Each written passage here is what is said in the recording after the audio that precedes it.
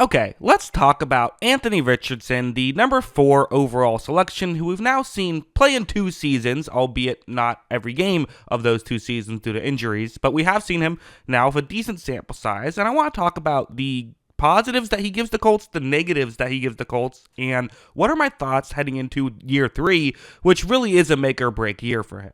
So first, we can start off with the play you see on your screen. This is going to be just a traditional passing play, and I do feel like we sometimes talk about him like he's a running back, like that's all he brings to the table, like he's just inconsistent in the passing game, but that doesn't mean there aren't positives. This play, simple play, trying to hit a receiver who goes into a gap in coverage. You see that when this play begins, we're going to go to right here, and there is going to be a window that's about to emerge, right? If Richardson makes the throw now, this play could potentially work. You are going to have to get the ball there in a hurry, though. You're throwing further down the field. This is a 3rd down, so the Broncos kind of know where they have to be defending right at that 40-yard line. But Richardson, as you see, when he does throw accurate passes, it looks like, man, how is this guy not a star? Because he can make some really impressive throws. And in fact, sometimes you'll see someone on social media saying something along the lines of, I thought Richardson wasn't accurate, and and show like one of his accurate passes. He will have these, right? It does happen. And he's even capable of making tough throws, making off-balance throws. Something like this, where what's going to happen is this is going to be a designed rollout. He fakes the handoff to his left and is then going to go up towards the top of the screen. You also see the route that he's going to look towards here.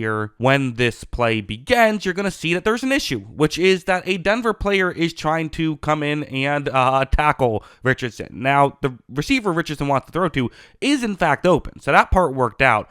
But he's going to have to try and figure out a way to get the ball there, and that's just going to be difficult. However, as you see, he is able to, while fighting off the pressure, get the ball over there, then gets fumbled later on, but that's not Richardson's fault. It's good stuff there by Anthony Richardson. So he absolutely is capable of this stuff. However, listen, I'm not going to sit here and pretend that he is just a perfect passer of the football. That is really couldn't be further from the truth. Heading over to this, I'm not going to show a ton of examples, but I will show one, and I could have shown a ton of examples if I wanted to, where it's a really simple play. You're just trying to gain some yards here. You have the receiver closest to the sideline running a deep shot. The other receiver will kind of just, go to where he was, towards the sideline. There usually is some space cleared out, especially against zone coverage, just to gain some yards. Can't go broke making a profit here, right? Especially when you're just outside field goal range. It's a smart play to make sure you gain at least something here on a 2nd down and around 10. Richardson takes the snap. The play works as designed, and he just whiffs on the throw. And to be honest,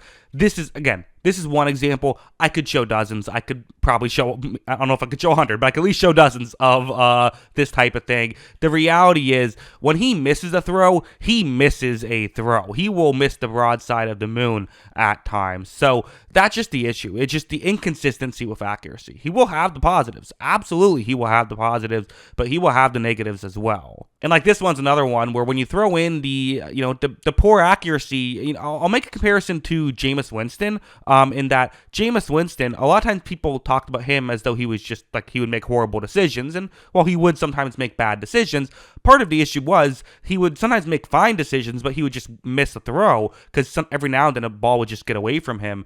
Richardson has a little bit of that, and I would say Richardson is worse at that. Richardson will miss a lot more of those types of throws. Like this play, for example, it's a cover 2 zone. You have a receiver trying to get into a gap in coverage. When this play begins, you're going to see Richardson runs a play action, and as of right here, this is open.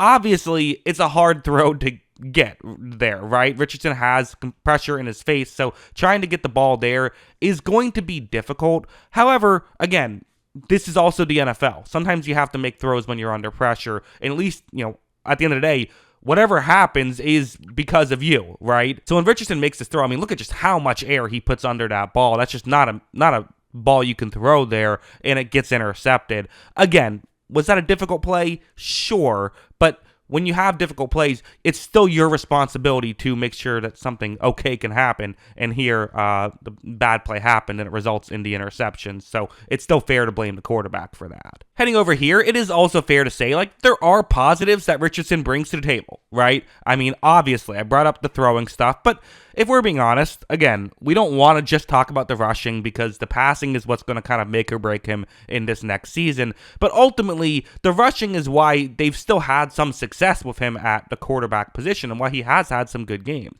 This is a design quarterback run. Richardson's going to fake a handoff and then he's going to keep it himself and go towards the offense's right. So when this play begins, it's well blocked by Indianapolis, and it's just so hard to defend against if you're a defense, right? I mean, you don't know exactly who has the ball. You kind of have to go all out to stop both the good running attack and then the quarterback who is running here. There is a Broncos defender who's trying to get towards Richardson and tackle him, at least, create some damage control right here. However, Richardson is able to just blow by him, and he ends up ultimately jogging into the end zone, and he does not drop the ball at the 1 yard line like Jonathan Taylor did in this exact corner of the end zone at a different point in the game. Good stuff there by Richardson, but having a running quarterback really does several things. A play like this, he can just show that he is good. But what it also can do is it opens up the playbook. It allows you to run these types of plays, which just, if you didn't have a running quarterback, you wouldn't even be able to run these types of plays. And on top of it, it also can help out the traditional handoff game, because now when you fake as though you might be running as a quarterback, it means that the defender has to put a guy on you for every rushing play, so that makes just traditional handoffs work better. It all works better. So yeah, I mean, ultimately, I guess the question is, do I think Richardson will step it up and play better in year 3? I mean, usually players that don't play great in year 1 and 2 don't massively improve on those aspects in year 3. Yes, Josh Allen is an exception. We've seen exceptions that go further than that, like Geno Smith, who improved in year 9? It's undeniably something that you could achieve, but it's also not something that you would consider to be likely. But I do think that, again, with Richardson, you do at least get some positives. Like, I think if he doesn't improve and has to be the starter, like, you're not screwed necessarily. I think that his positives probably make him someone who teams will want in the NFL for a while. Although, as a backup, I guess maybe some teams might just want more of a baseline type of player, but someone will add him, I'm sure. Of course, it should be mentioned as well, Richardson is not the only quarterback on this roster. Daniel Jones is also there, and I'm sure he's going to compete for the job. Like, I don't think it's out of the question that Richardson might not even start next year. I think that's possible if Daniel Jones just looks, great in training camp and in preseason. We've seen things like that happen before, right? And but I do think at the very least for Richardson and for the Colts, it's a good sign for Richardson that they didn't just go out and add, they didn't add Sam Darnold. They didn't add someone that's just like a clear-cut starter. It gives Richardson at least another chance here. But yeah, I mean, ultimately, he just has to improve the accuracy is, to me, the biggest thing. And if he can improve the accuracy and improve the turnovers, then I do think that you could see him continue to start. If not, they'll probably be looking for a new quarterback next year. If not, just going with Daniel Jones. But yeah, those are kind of my thoughts on Anthony Richardson. Before I go, I will mention that I do have a movie channel. If you like movies, you want to hear me talk about movies, you can check that out. The link is in the description below. But yeah, those are my thoughts. What are yours? Let me know in the comments below. Always love hearing from y'all. And of course, as always, thanks for watching.